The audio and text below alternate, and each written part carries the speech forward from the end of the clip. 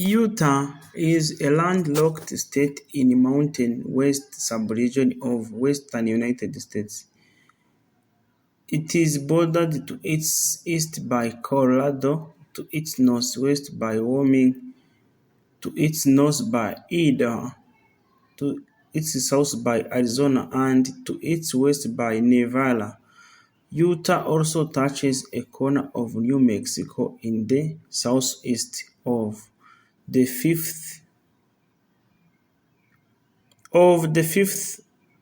50 U.S. states, Utah is the 13th largest by area with a population over 3 million. It is the 30th most populous and 11th least densely populated.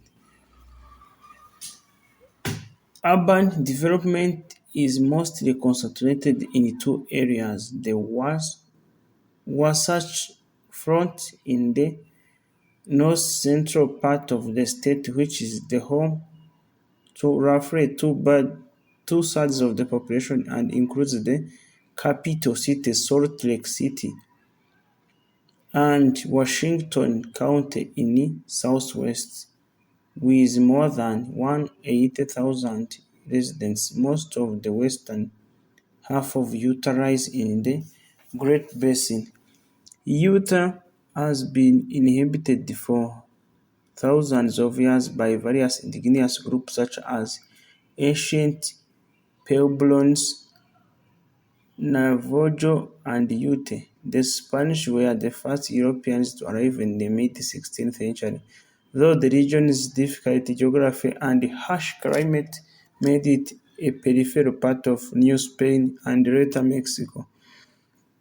Even while it was Mexican territory, many of Utah's earliest settlers were Americans, particularly Mormons, fleeing marginalizing and persecution from the United States.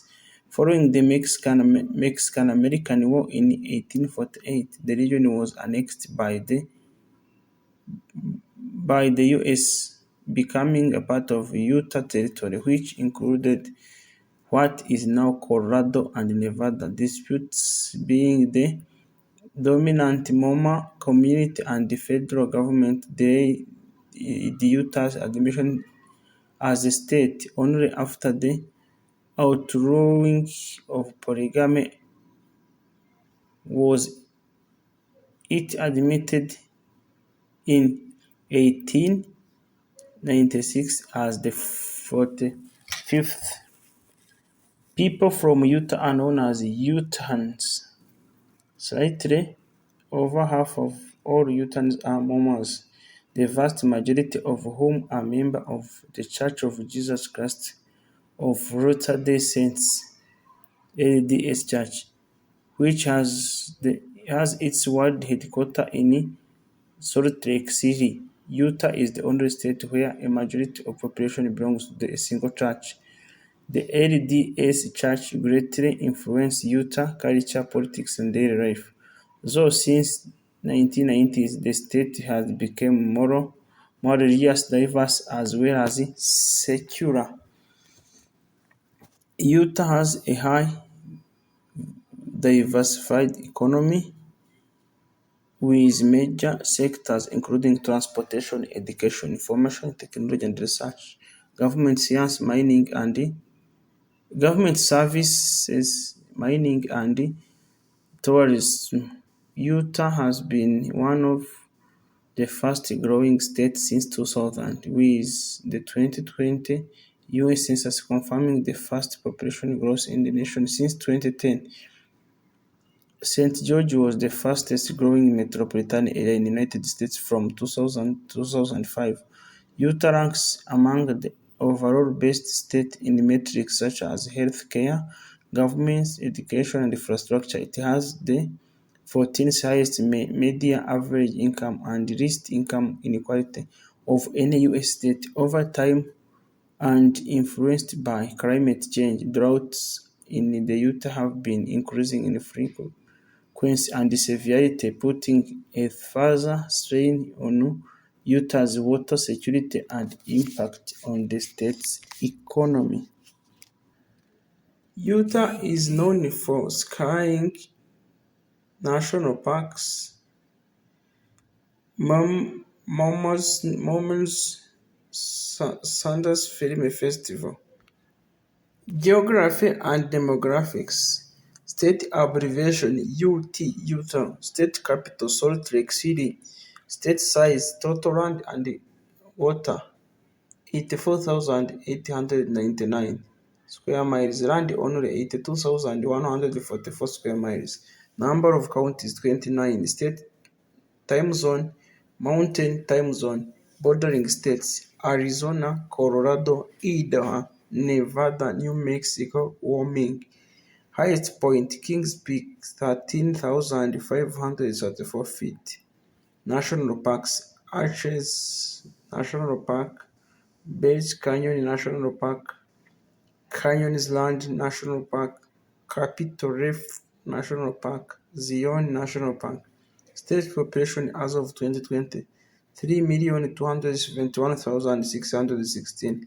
State population density 39 people per square mile. Area code 385 434 801. Top 5 cities as of 2020 population.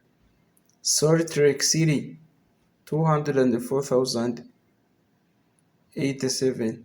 West Valley City 133,894. West Jordan 116,530. Provo 116,295. Orem 98,870. Government and legislature statehood January 1st, 1896. Electoral votes only 6 votes. State animal or state symbols. State animal Rocky Mountain elk. State astronomical symbol Beaver cluster located in constellation of Cancer. The crab. State bird Common American gull. State cooking pot Dutch oven. State firearm John M. Browning designed M1911 automatic pistol. State fish Bonneville cutthroat trout. State flower sorrel lily. State folk dance square dance. State fossil Orosaurus. State fruits cherry. State game topaz. State grass Indian grass rice grass. State historical vegetable sugar beets. State lemon Utah we love the state insect honeybee. State mineral copper. State motto industry. State nickname Beaver State. State Railway Road Museum Oregon Union Station. State Rock Hall. State song Utah This is the Place. State Star Jubilee. State Tree Quaking Aspen. State Vegetables Spanish Sweet Onion. State Winter Sports Skiing and Snowboarding. Sports teams Major sports teams NBA Utah Jazz, NLS Rio Salt Lake, NCAA Divisional Schools Brigham Young University, South Utah University, University of Utah, Utah State University, Utah Valley University, Weber State University. Popular tourist attractions Angel's Landing, Rock Formation in Zion National Park, Arches National Park in eastern Utah, Brighton Sky Resort in Brighton, Bryce Canyon National Park in southern Utah, Canyonlands National Park in southern Utah, Bristol Reef National Park in southern central Utah, Dinosaur National Monument on the Utah-Colorado border, Grand Staircase Escarpment National Monument in southern Utah, Great Salt Lake, largest